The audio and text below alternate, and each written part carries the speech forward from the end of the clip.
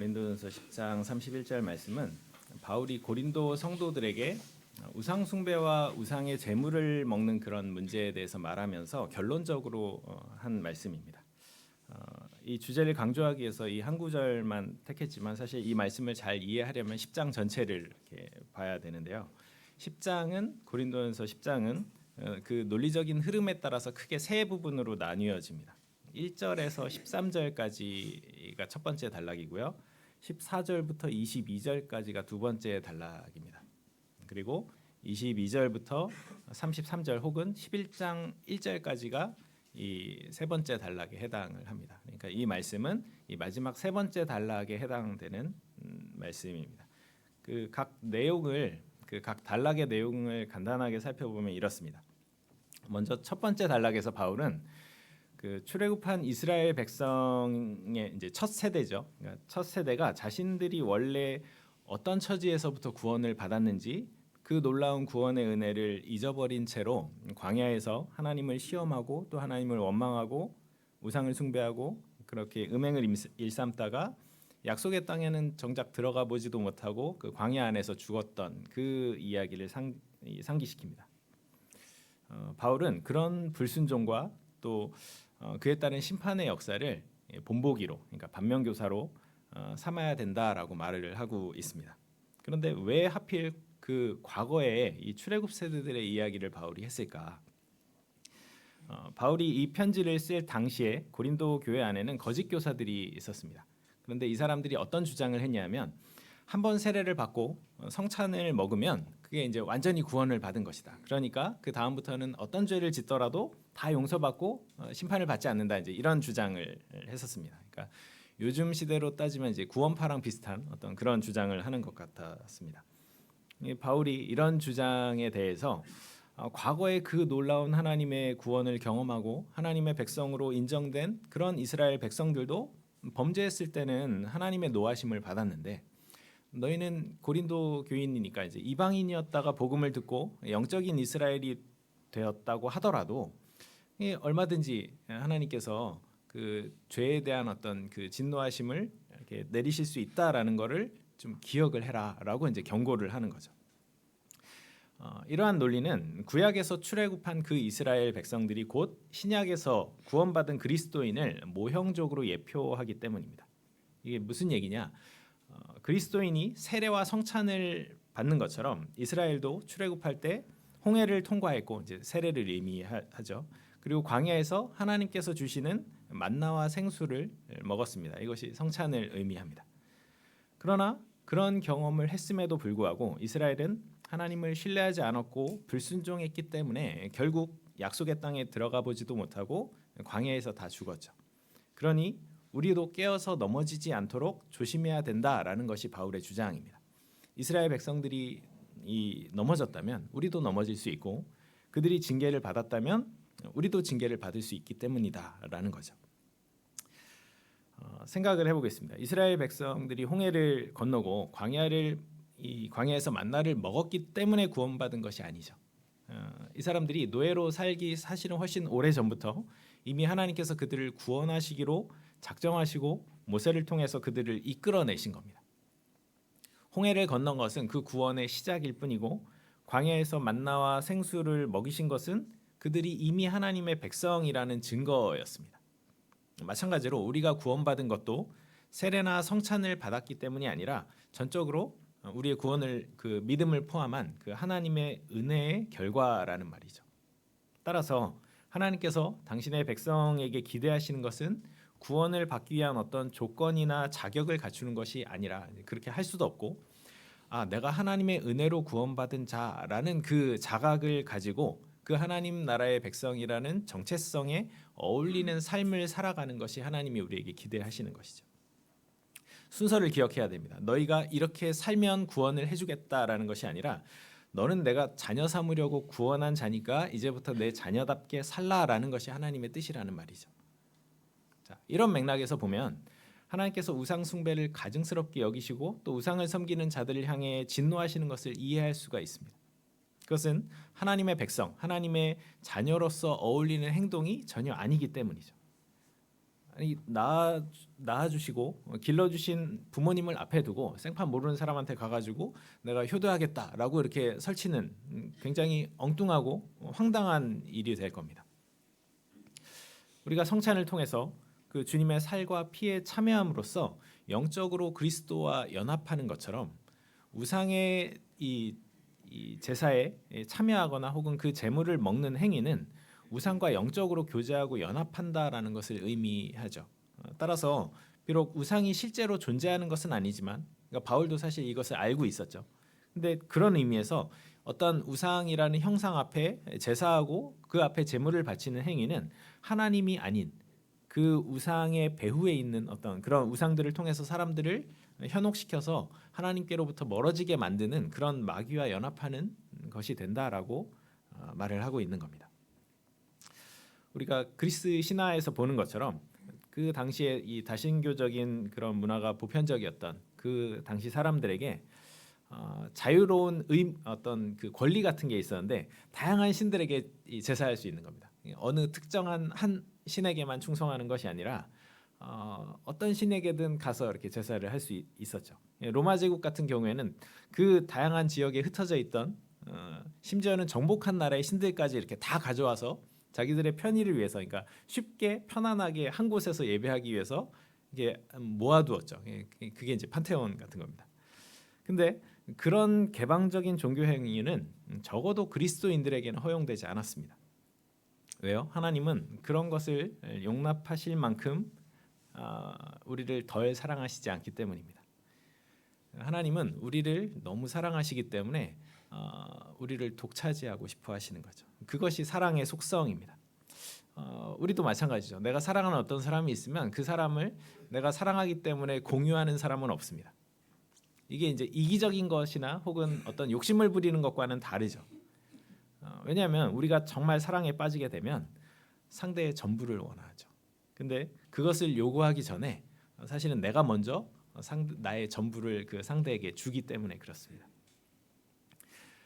그렇다고 해서 이게 기브 앤 테이크 같은 거래도 아니죠. 내가 먼저 줬으니까 너도 나한테 줘야 된다. 이렇게 주장할 수가 없습니다.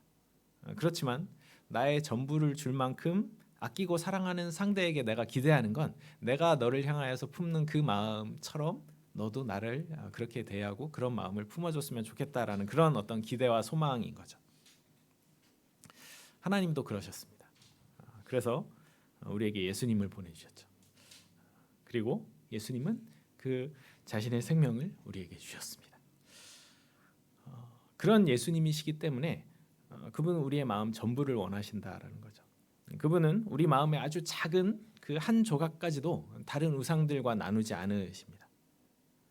그러니까 그리스도인의 삶이라는 것은 어떤 특정한 영역에 국한되는 것이 아니라 삶의 모든 영역에서 예수님만을 섬기고 예수님과 하나 되는 삶이 되어야 한다라는 것이죠.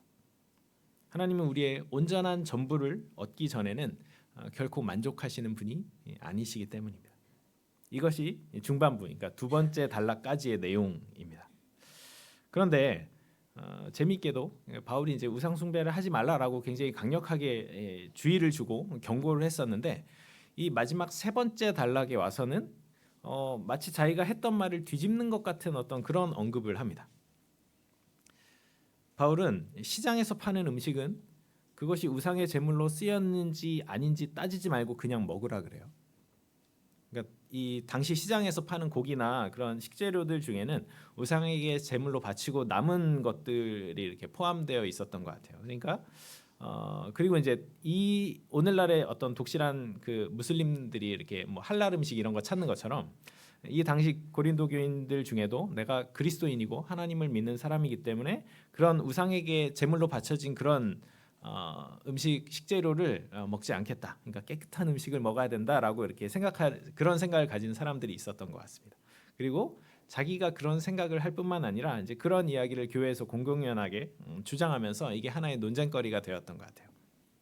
그래서 바울은 편지를 통해 이 문제에 대해서 일종의 조언을 해주고 있는 겁니다. 바울이 이렇게 말하는 이유는 이 고린도의 그리스도인들이 형식과 또 그 속에 담긴 본질을 구분할 수 있을 정도로 성숙한 상태라고 믿고 있기 때문입니다. 음식을 포함해서 이 세상에 있는 모든 것은 근본적으로 다 하나님의 것이죠. 따라서 아무것도 아닌 우상에게 바쳐졌다고 할지라도 그 음식들은 결국 하나님께로부터 온 것이기 때문에 우리가 감사함으로 먹으면 버릴 것이 없는 그 선한 음식인 겁니다. 그러니까 하나님의 자녀인 너희도 자유롭고 당당하게 우리의 아버지께서 주신 것을 먹으라라는 겁니다.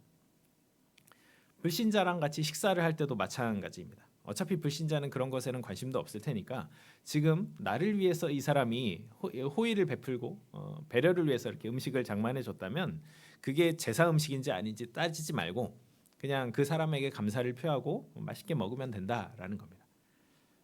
왜냐하면 그리스도인은 단지 어떤 음식을 먹고 혹은 안 먹는 어떤 그런 사소한 문제에 연연하는 사람들이 아니라는 것이죠. 우리나라에서도 예전에 지금은 좀 덜하지만 조상 제사에 그 참여하지 않는 그리스도인들 때문에 이렇게 집집마다 갈등이 생기던 때가 있었죠. 그래서 기독교는 왜 이제 제사에 참여하지 않느냐? 이 타종교에 관영이 없는 어떤 그 독선적인 그런 종교다라고 이렇게 비판을 받기도 했습니다. 근데 이제 잘 생각을 해보면 오히려 기독교인에게 유교식의 그 제사를 강요하는 것이 더 독선적이라는 생각도 들어요. 물론 우리의 신앙에 대한 그 입장을 지혜롭게 잘 설명해야겠지만 부당한 오해와 공격까지 우리가 이렇게 다 감수할 필요가 있을까 이런 생각이 들기도 합니다. 어쨌거나 우리가 조상 제사에 참여하지 않는 이유는 그것이 조상들을 일종의 신으로 믿고 숭배하는 의미가 담겨 있기 때문이죠. 그래서 우리는 조상에 대한 존중과 예의는 갖추되 조상을 숭배하는 것은 거부하는 겁니다.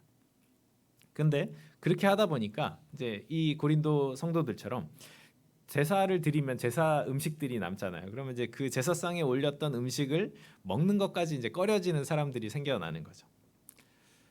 만약에 바울이 그런 상황을 봤다면 오늘날 우리의 그런 상황들을 봤다면 뭐라고 했을까요?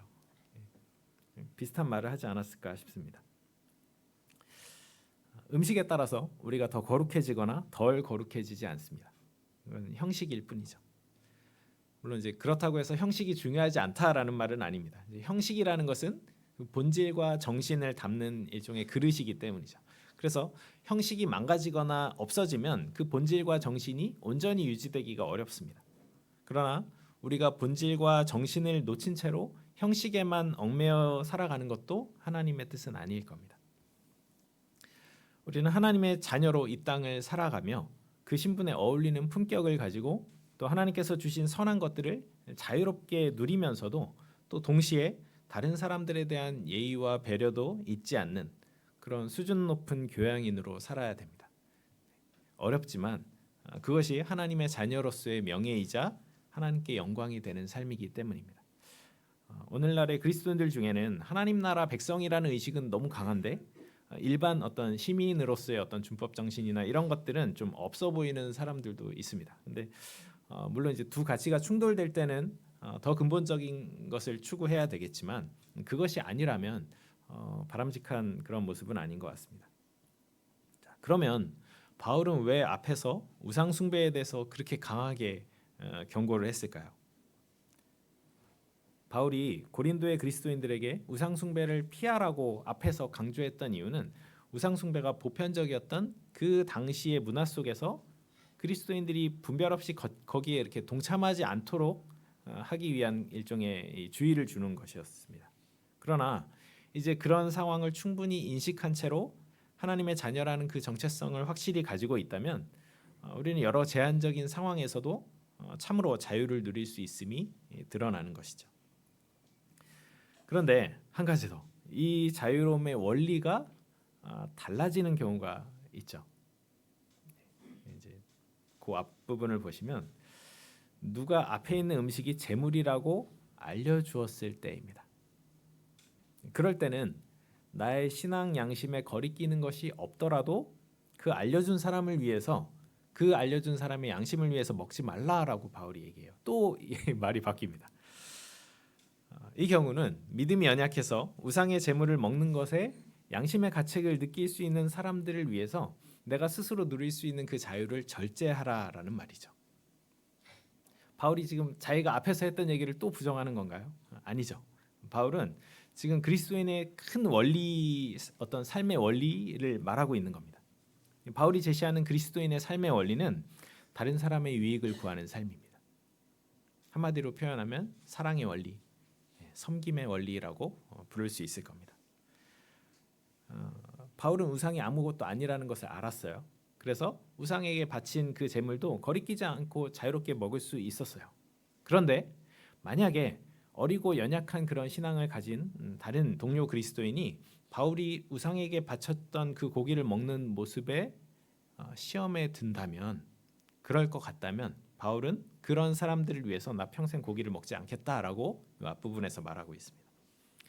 다른 사람에게 유익이 되고 그들이 시험에 빠지지 않게 할 수 있다면 기꺼이 나의 마땅한 권리를 스스로 포기하겠다라는 것이죠. 이것이 그리스도인의 진정한 자유입니다. 바울도 이 자유를 누리고 있었다라는 것이죠. 그런데 성숙한 그리스도인은 이 자유를 혼자서만 누리지 않고 오히려 스스로 그 자유를 제한하고 절제하는 방식으로 다른 사람을 돕는데 이 자유를 사용했던 것을 알 수가 있습니다. 자유를 누리는 것이 항상 유익하고 항상 덕을 세우는 것은 아니죠. 내가 자유를 누림으로 의도하지 않았지만 누군가에게 혼란과 유혹을 심어줄 수도 있기 때문입니다. 우리 시대에 적용해 보자면 술 마시는 것이 좀 비슷하지 않을까 싶습니다. 그리스도인이 술을 마시는 문제는 뭐 여러 입장이 있을 수 있지만 적어도 술 마시는 행위 자체가 죄가 되지는 않죠. 그러니까 물론 이제 한국 기독교 안에서 술이 갖는 그 의미가 대체로 부정적이지만 이제 복음이 처음 들어왔을 때 어떤 사회적인 상황과 신앙적인 어떤 적용에 대해서 좀 생각을 해봐야 되는 겁니다. 어쨌든 술 마시는 것 자체를 가지고 이제 그것 자체가 죄다 아니다 이렇게 말하기는 좀 어려울 것 같습니다. 그렇기 때문에 좀 우리의 어떤 이 사람들 같은 신앙을 가진 사람들 안에서도 좀 그 비교적 자유로운 신앙 배경을 가진 사람들 중에서는 뭐 그냥 자유롭게 술을 마시는 그런 사람들도 있을 거고. 같은 입장에 있지만 같은 그리스도인이지만 술 마시는 건 죄야라고 이렇게 보수적인 그런 신앙을 가진 입장에서는 또 다른 생각을 가질 수 있겠죠. 근데 어떤 뭐 그런 다양한 사람들 중에서라도 성숙한 그리스도인이 있을 거 아닙니까? 그러니까 내가 술을 마시는 그 모습 때문에 나는 사실 거리낌 없고 괜찮지만 다른 사람들과 공동체에 좋지 않은 영향이 흘러간다면 술을 마실 수 있는 그 권리를, 그 자유를 스스로 포기하는 것이죠. 그것이 바로 성숙한 그리스도인이 자신의 삶에서 자유를 사용하는 원리인 겁니다. 지난 여름에 파리에서 올림픽이 열렸었죠. 올림픽에 출전하는 선수들은 좋은 결과를 얻기 위해서 선수촌에서 자신을 절제하며 식단을 조절하고 놀거나 쉬지 않고 꾸준히 운동에 매진합니다. 선수들에게 놀 수 있는, 마음대로 할 수 있는 자유가 없기 때문이 아니죠. 오히려 자신의 자유를 더 고귀한 가치와 보상을 얻는 일에 사용하면서 그 당장의 즐거움과 기쁨을 참아내는 겁니다. 성숙한 그리스도인이 이런 사람들이라는 것이죠. 그렇다면 성숙한 그리스도인은 무엇을 위해서 자신을 그렇게 절제하고 또 무엇을 위해 자신의 자유를 사용해야 될까요? 바로 하나님의 영광을 위해서입니다. 이제야 우리가 이제 처음 읽었던 그 본문에 이르렀습니다. 이제 본론을 말할 차례입니다. 세상 사람들은요 다 자유롭게 이 자신을 위해서 살죠. 그리스도인들도 자신을 위해 살아갈 수 있는 그런 자유가 있습니다. 세상에서는 그렇게 사는 게 당연하죠. 누구도 왜 너는 너를 위해서 그렇게 자유롭게 사냐라고 말하지 않습니다. 비난하지 않습니다.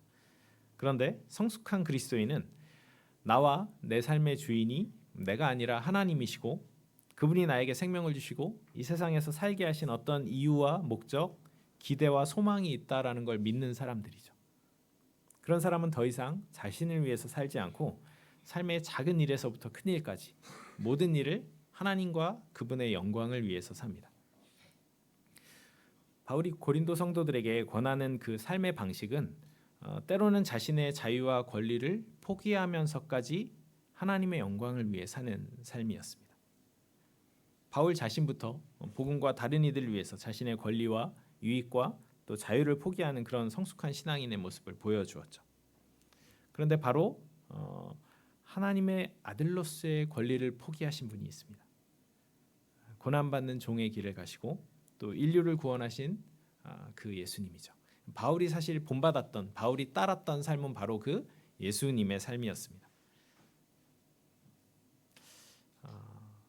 그래서 바울은 예수님의 모범을 따라 살았던 것이고 그런 삶의 원리는 궁극적으로 하나님께 영광이 되었습니다. 하나님의 백성이 자발적으로 자신의 정당한 권리를 포기하고 스스로 자유를 제한하는 것으로 다른 사람들을 유익하게 하고 공동체를 세워갈 때 하나님께서 영광을 받으신다라는 것이죠. 결국 그리스도인은 하나님께서 우리에게 주신 그 진정한 자유를 자신이 아닌 하나님의 영광을 위해 사용하는 자들이라고 할 수가 있습니다. 그리고 그런 자들이 모인 교회 역시 같은 목적을 가지고 있는 것이죠. 그런 의미에서 우리는 하나님의 영광을 위해 부름받은 공동체라고 할 수 있습니다. 그래서 우리는 단지 지식과 생각만으로 신앙을 고백하는 것이 아니라 우리의 일상과 삶의 모든 영역에서 신앙에 근거한 모습을 살아냄으로써 하나님께 영광을 돌려야 하는 것이죠.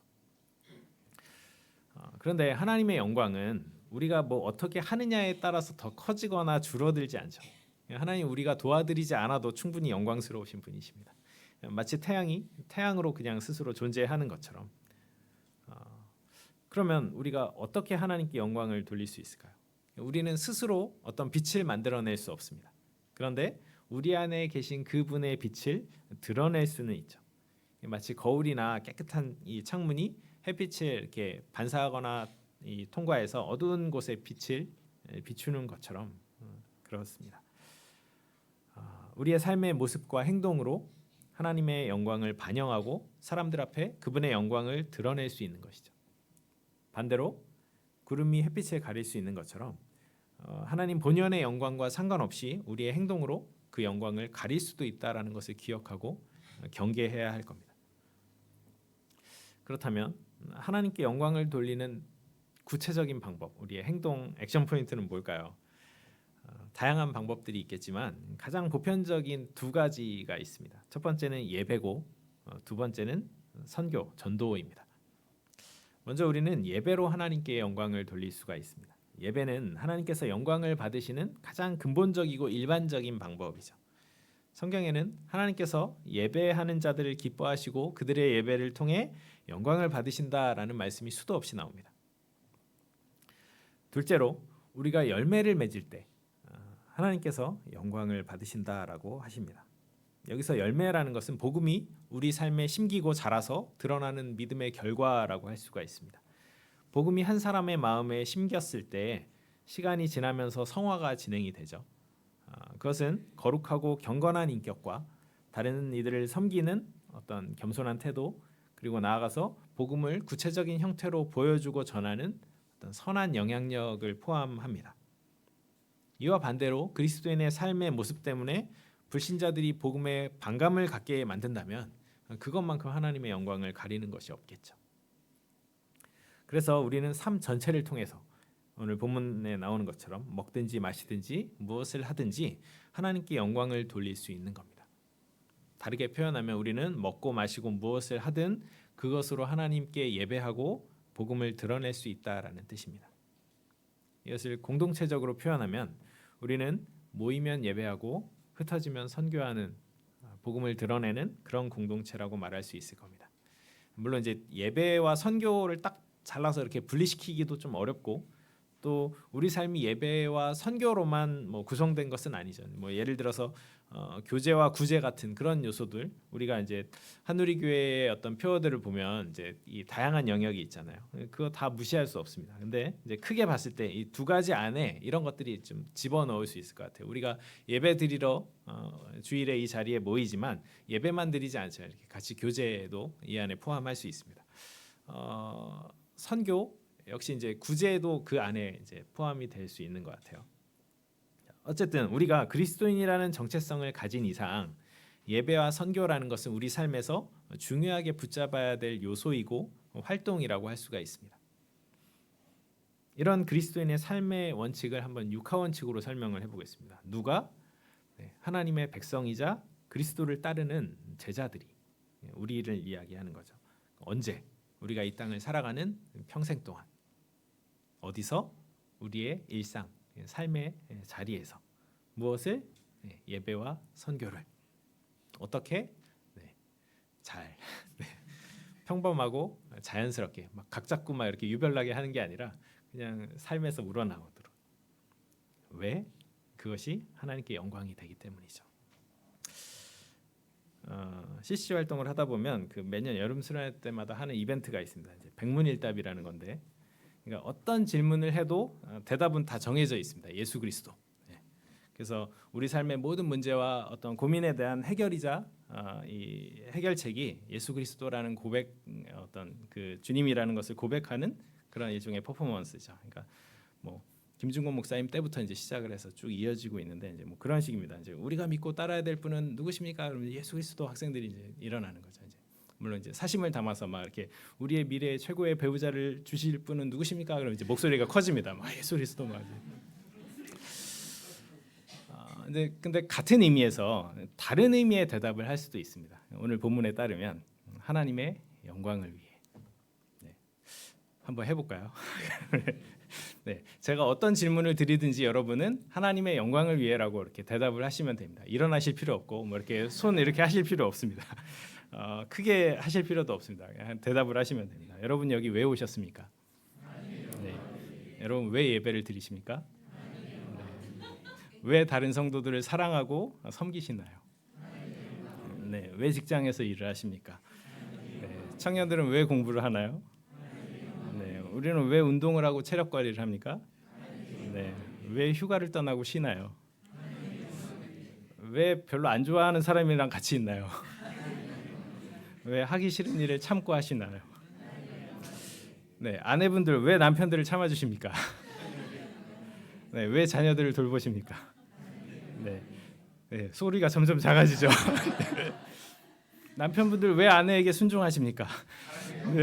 생각하지 마세요. 이해가 안 되면 외우시면 됩니다. 다 하나님의 영광을 위해서 하는 겁니다. 저도 하나님의 영광을 위해 살고 있습니다. 우리가 정말 그리스도인이라면 살면서 행하는 모든 것의 이유는 우리의 목적, 우리의 방향성은 결국 하나님의 영광을 위해서입니다. 이것이 바로 그리스도인이 이 세상을 살아가는 방식이죠. 이것은 겉으로 보기에는 평범할 수 있고 그냥 세상 사람들과 잘 구별되지 않을 수도 있지만 결코 쉬운 일은 아닙니다. 그 비범함을 숨겨둔 평범함이죠. 그리고 그 비범함은 그러한 평범한 우리의 삶에서 이따금씩 맞닥뜨리는 결정적인 어떤 그런 순간에 자연스럽게 튀어나옵니다. 평범해 보이는 사람이 위험한 상황에서 몸을 던져서 사람들을 구한다거나 큰 손해를 무릅쓰고 정직하게 양심적인 결정을 한 사람들을 세상에서는 의인이라고 부르지만 그건 그 사람이 갑자기 특별한 능력이 생겨서 그런 것이 아니죠. 그냥 평소에 행하던 그 사람의 모습이 그 순간에 드러난 것일 뿐입니다. 습관의 무서움이 그런 거죠. 내가 지금부터 엄청난 일을 한다고 광고하면서 하지 않습니다.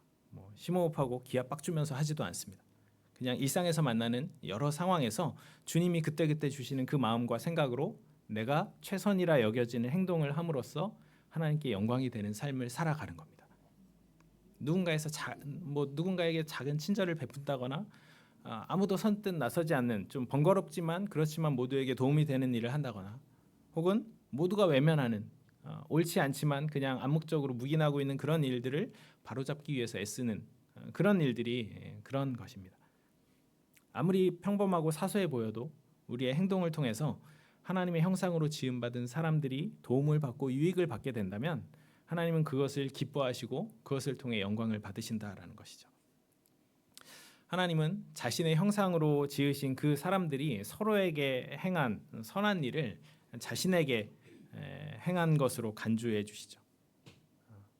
저희 집에 아이들이 저를 이렇게 저의 형상이잖아요. 근데 이제 이 아이들이 이제 서로 싸우고 다투고 그러면 이제 속상합니다. 그리고 이제 우애 있게 서로 친하게 잘 지내는 것을 보면 기쁘고 행복합니다. 하나님도 그렇게 우리를 보시고 기뻐하시고 우리를 통해서 영광을 받으시지 않을까요? 특별히 사람들을 섬기고 유익하게 하는 것은 남을 돕고 친절하게 대하는 행동으로 나타날 수 있지만 궁극적으로 우리가 그리스도인으로서 다른 사람들에게 줄 수 있는 가장 좋은 선물은 복음입니다. 우리가 잘 의식하지 못하고 있지만 사실 우리에게 있는 것 중에 우리가 다른 누군가에게 줄 수 있는 것 중에 가장 귀하고 소중한 건 복음이죠. 게다가 복음은 죄와 사망이라는 그 딜레마에서 벗어날 수 없는 사람들이 구원받을 수 있는 유일한 길입니다. 이걸 알려주는 것보다 더 좋은 선물이 어디 있겠습니까? 말씀을 정리해 보겠습니다. 성숙한 사람은요, 사랑도 성숙하게 합니다. 그러면 이제 성숙한 사랑은 어떤 거냐? 일을 해서 가족의 생계를 유지하는 겁니다. 집에서 살림을 하는 겁니다. 그러면서 또 서로 부딪히는 생활 습관이나 가치관의 차이를 맞춰가면서 수많은 시련과 난관을 극복해 나가는 겁니다. 한마디로 서로에게 책임을 지는 것이 성숙한 사랑입니다. 연애에도 이 본질은 동일하죠. 자신보다 상대를 더 귀하게 여기고 그 사람의 성장과 유익을 위해서 돕고 섬기는 겁니다. 우리 인생에서 사랑하는 사람과 로맨스를 즐기는 시간은 극히 짧습니다. 허니문은 길지 않고 그 후에는 간간히 나타날 뿐이죠. 일 안 하고 다른 활동은 다 미뤄둔 채로 데이트만 한다면 그건 성숙한 사랑도 아니고 그렇게 사랑을 하는 사람을 성숙한 사람이라고 부를 수도 없습니다. 신앙도 마찬가지라는 것이죠. 성숙한 그리스도인은 하나님을 사랑하고 또 그만큼 주님을 더 알아가기 위해서 애쓰죠. 그렇지만 주님을 처음 만났을 때 그 감격, 수련회나 찬양 집회 때 막 신비하고 어떤 그런 좀 황홀한 그런 상태를 이렇게 계속 유지하면서 살아갈 수는 없습니다. 물론 그런 감정, 그런 경험 귀중한 것이지만 그것만으로 우리의 신앙 생활을 채워버리면 진정한 어떤 영적인 성숙과 신앙의 깊은 맛은 경험할 수 없는 것이죠. 신앙을 감정과 신비로운 경험으로만 채우려고 해서는 안 됩니다. 우리는 신앙을 가지고 일상을 살아내야 되는 것이죠. 일상에서 예배하고 선교하는 그 삶을 통해 하나님께 영광을 돌려야 하는 겁니다. 저는 이제 주중에는 캠퍼스 간사로 이 사역을 하고 있지만 가끔 이제 모임이 너무 많다라는 생각을 좀 해볼 때가 있습니다. 제가 학생일 때를 돌아봐도 아침에 큐티 모임하고 점심에 전도 모임하고 저녁에는 기도 모임 합니다. 매일 돌아가면서 하고요. 그 사이에 순장 모임, 이렇게 순모임 또 채플 리트릿 하고 남는 시간이 있으면 이제 수업을 듣고 알바를 합니다. 그러면 우리는 그리스도인이자 예수님의 제자로서 언제 세상에 나가서 어떤 영향을 끼칠 수 있을까요? 모임에 참여하느라고 세상에 나가서 영향을 끼칠 시간이 없습니다. 그래서 요즘은 새로운 모임을 만드는 것을 이렇게 좀 신중하게 생각하는 편입니다. 물론 이제 필요가 있고 또 기대되는 효과가 있다면 만들 수 있겠지만 그로 인해서 학생들이 캠퍼스에서 또 다른 이 학우들에게 하나님의 영광을 드러낼 시간을 오히려 이제 이런 훈련이라는 미명으로 이렇게 빼앗고 있는 건 아닌가라는 생각이 들기 때문입니다. 물론 이제 더 성숙하고 더 헌신된 그런 예수님의 제자로 키워내고 싶은 그런 욕심도 있지만 그런 이제 훈련은 프로그램만 계속 이렇게 쌓다가 졸업을 해버리면 실전 경험 없는 그냥 상태로 이론만 머릿속에 잔뜩 담아서 이렇게 파송해버리지 않을까 이제 그런 걱정이 되기도 합니다. 어쨌든 분명한 것은 우리가 하나님의 자녀로서 성숙하고 헌신된 모습으로 세상을 살아가는 것이 하나님께 영광이 된다라는 것입니다. 그리고 우리는 그것을 위해서 평소에 충실하게 준비하고 있다가 우리의 일상생활에서 하나님께서 기회를 주실 때 실력 발휘를 해야 된다라는 것이죠. 그럴 수 있는 저와 여러분 모두가 되기를 주님의 이름으로 축원합니다. 같이 찬양 부르시겠습니다.